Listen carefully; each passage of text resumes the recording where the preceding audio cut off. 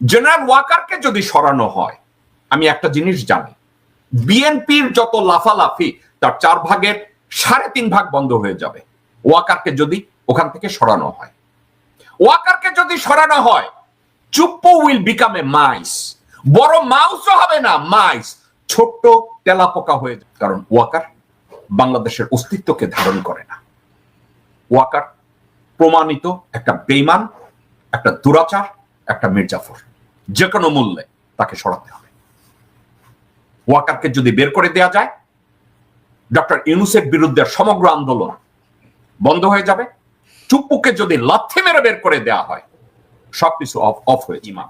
এখন আর্মির অনেক রিটায়ার্ড অফিসাররা সাবজেক্টটাকে এভাবে বলে যে সেনাপ্রধানকে সমালোচনা করা যাবে না, এবং তারা এই ন্যারেটিভটা তৈরি করতে চায় যে সেনাপ্রধানের সমালোচনা করলে পুরো আর্মিটা সমালোচিত হয়। আমি এই সাবজেক্টের সাথে খুব সম্মানের সাথে আমি দ্বিমত পোষণ করি। কারণ কি, an idiot will always stay as an idiot.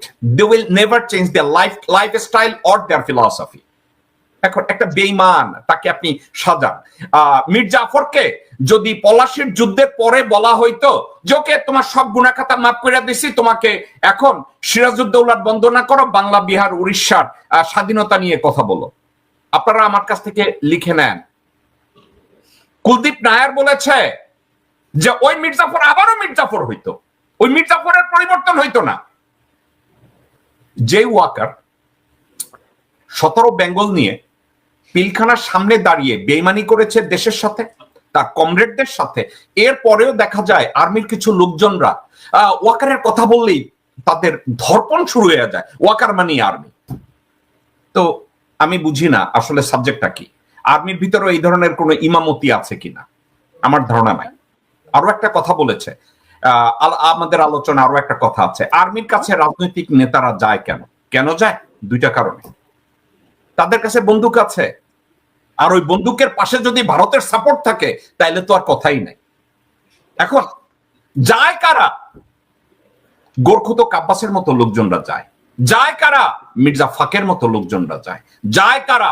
সালাউদ্দিনের মতো বেঈমানরা যায়।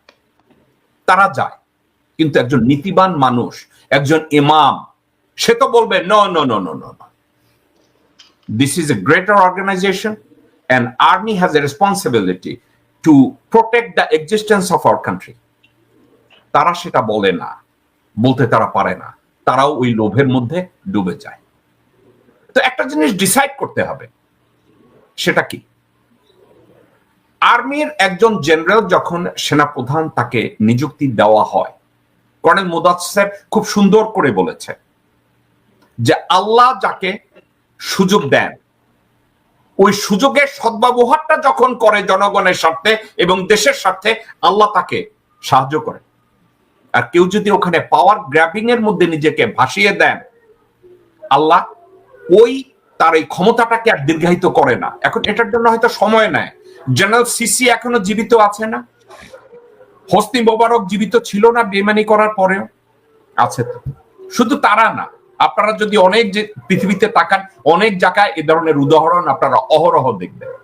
আমি ঠান্ডা মাথায় এতটুকু বলি, বাংলাদেশের 1971 সালের 16 ডিসেম্বর থেকে আজ অবধি বাংলাদেশের সেনাবাহিনীর একজন অফিসারকে যদি আমরা সেলুট দিয়ে বলি ওনার উসিলায় একটা দেশের স্ট্রাকচার তৈরি হয়েছে, পাশাপাশি আমরা বলবো 2 জন সেনাবাহিনীর অফিসার এবং পাশাপাশি আরো কয়েকজন সেনা প্রধান সেনাবাহিনীর মাথায় জাস্ট গু মেখে দিয়েছে, এবং এই গু মাখাদের দলে জেনারেল ওয়াকারও একজন, জেনারেল আজিজ একজন, জেনারেল শফি একজন, এ ধরনের লোকজনরা আছে। এরা এই জেনারেল সাহেবরা নিজেদের বিবেক দিয়ে এই অর্গানাইজেশনটাকে ঠিক মতো লিড করে না, ইনস্টিটিউশনটাকে লিড করে না। তারা অন্যের চাওয়া পাওয়াকে মূল্যায়ন করেছে। সাবজেক্টটা নিয়ে আমি ঘন্টার পর ঘন্টা কথা বলতে পারি, তো এটা নিয়ে এই মুহূর্তে আর কথা বলার আমি প্রয়োজন মনে করছি না। তাহলে ডক্টর মোহাম্মদ ইউনূস এই মুহূর্তে কি করতে পারেন? আপনারা আমাকে যাই মনে করেন, আমি কেন যেন ডক্টর মুজিব এবং ডক্টর মাসুদের কথাটাকে অত্যন্ত বেশি মূল্যায়ন করি। ডক্টর মাসুদের অ্যাগ্রেসিভ এই কথাটাকে এজন্য মূল্যায়ন করি, উনি বলেছেন let's fire General Walker and appoint someone as an army chief, declare it. দেখি ওয়াকারের পক্ষে কতজন জেনারেল রিভোল্ট করে। আমি ডক্টর ওয়াকারের পক্ষে, ডক্টর মাসুদের পক্ষে, কারণ ডক্টর মাসুদের কথাটাকে আমি যদি এভাবে মূল্যায়ন করি, জেনারেল ওয়াকার চারিদিকে ষড়যন্ত্র করে 10 মিনিটের মধ্যে আর্মির ইউনিফর্মে ওখানে দরবারে হাজির হতে বলে, দেখাচ্ছে পুরো আর্মি ওনার পিছনে। It's a conspiracy. আর্মিকে ভুলভাবে লিড করার জন্য সে 10 মিনিটের প্রস্তুতিতে ইউনিফর্মে ওই দরবারে হাজির হতে বলেছে। পৃথিবীকে দেখাতে চাচ্ছে যে পুরো আর্মির সাপোর্ট তার প্রতি আছে। তো আসলে তো পুরো আর্মির সাপোর্ট তার কাছে নাই। সিপাহি থেকে শুরু করে লেফটেন্যান্ট কর্নেল পর্যন্ত যদি দেখা হয়, probably 3 to 4% support Waker has. কিন্তু অন্য 96 to 97% আর্মি ইউনিফর্মের লোকজনরা ওয়াকারের they don't give a shit. তারা বর্তমানে দেশের স্ট্যাবিলিটির জন্য ডক্টর মোহাম্মদ ইউনূসকে সমর্থন করবে, তারা দেশের রিফর্ম চায়। ওয়াকার এটা জানে, যার জন্য সে একটা দরবার করে বুঝাতে চেয়েছে আর্মিরা আমার পিছনে আছে। ওয়াকারের এটা ষড়যন্ত্রমূলক কাজ,